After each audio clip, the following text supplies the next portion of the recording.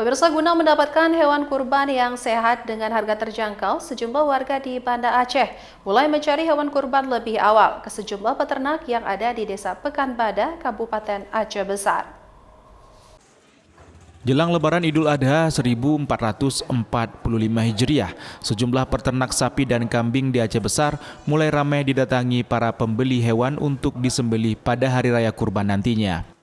Pembeli rata-rata datang dari Banda Aceh, mulai dari pembeli hewan kurban pribadi hingga panitia kurban yang ditunjuk di tempat mereka tinggal.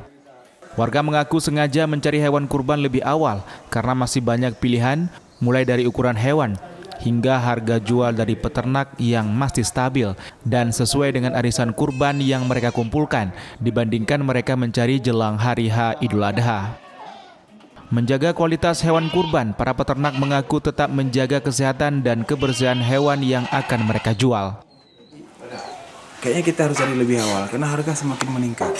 Makanya dengan segini pilihannya mungkin ada yang cocok lah. Dua, pola makan. Ketiga, kebersihan kandang.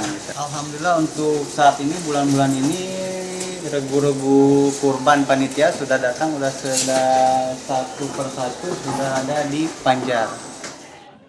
Saat ini harga yang dibanderol peternak untuk satu ekor sapi dengan berat daging 120 kg dijual dengan kisaran harga 18 hingga 19 juta rupiah.